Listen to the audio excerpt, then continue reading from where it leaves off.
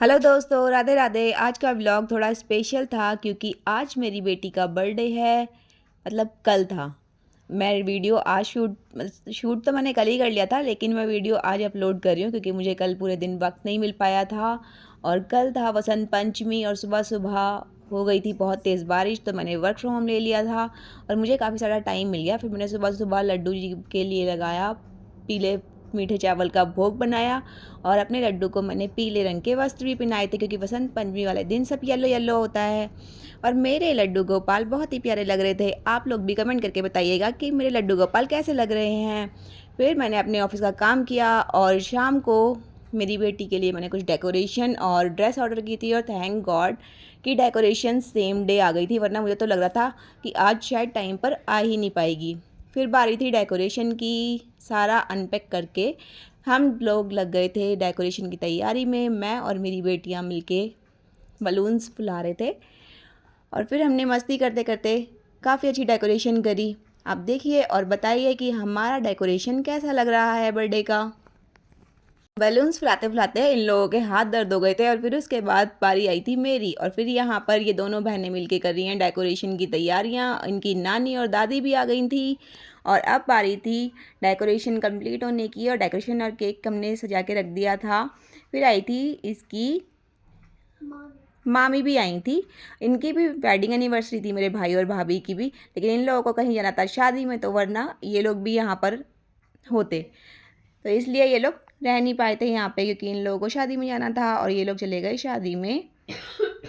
हम बस कोशिश करते हैं कि मैं इनका डे काफ़ी स्पेशल बना पाऊँ। मैं अपनी तरफ से डेकोरेशन कंप्लीट होते होते मेरी बेटी रेडी हो गई थी और वो एंट्री कर रही है। कैसी लग रही है? बड़ी क्यूट सी लग रही है।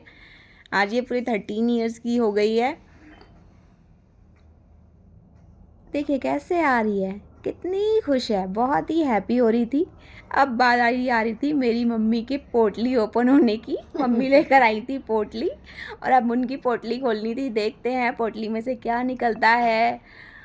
उसमें से निकला बच्चों का फेवरेट काजू कतली।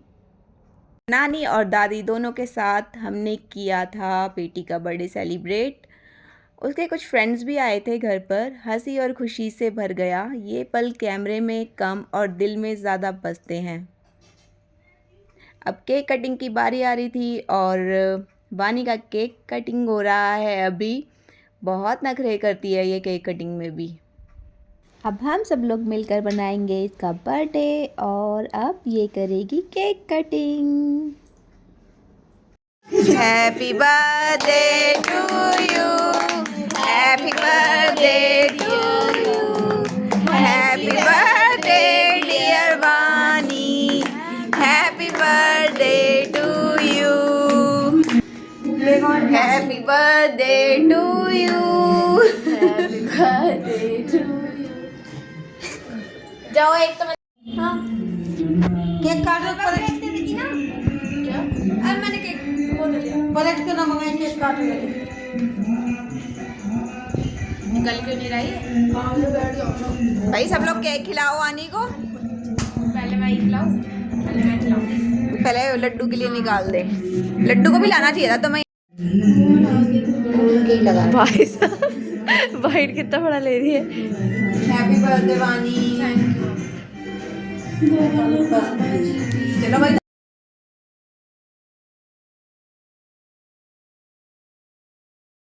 यहाँ वानी कर रही है अपने बर्थडे की यादों को कैप्चर अपनी फ्रेंड्स के साथ और फैमिली के साथ, अपनी नानी के साथ कुछ फ़ोटो उसमें क्लिक कराए और हम लोगों ने फ़ोटो फैमिली पिक्चर्स भी लिया। उसके बाद मैंने भी अपनी मम्मी के साथ लिया। फिर बारी थी खाने की और मैंने बनाया था अच्छा खाना। अच्छा खाना बहुत ज़्यादा तो नहीं, बट हाँ मैंने शाही पनीर बनाया और बनाई थी पूड़ी। मैं यहाँ पर बस ट्राई कर रही हूँ कुछ अच्छा सा बनाने की। और वैसे मैंने फ़र्स्ट टाइम ही ये शाही पनीर बनाया है, लेकिन बहुत टेस्टी बना था। बच्चों ने खाकर बहुत तारीफ़ की, बोल रहे थे कि बिल्कुल रेस्टोरेंट जैसा बना है। वैसे पता नहीं रेस्टोरेंट जैसा बना था या नहीं बना था, लेकिन अच्छा लग रहा था खाने में। वैसे भी प्यार से बनाई हुई हर चीज़ अच्छी ही लगती है, चाहे फिर वो कुछ भी बनाया हो आपने। अगर आप दिल से बनाते हो तो वो सब अच्छा होता है, हमेशा अच्छा लगता है। हम सब लोगों ने मिलकर खाना खाया और फिर मेरी बारी थी कि मुझे ऑफ़िस का भी काम करना था। घर की ज़िम्मेदारियों के साथ-साथ ऑफ़िस भी तो एक ज़िम्मेदारी है। माँ की ज़िम्मेदारियाँ पूरी करने के बाद एक एम्प्लॉयी की भी ज़िम्मेदारियाँ पूरी करनी होती है।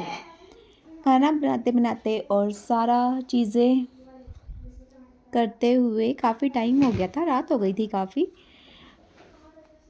आप में से कई सारे लोग ऐसे होंगे जो ऑफिस और घर का काम दोनों एक साथ मैनेज कर रहे होंगे।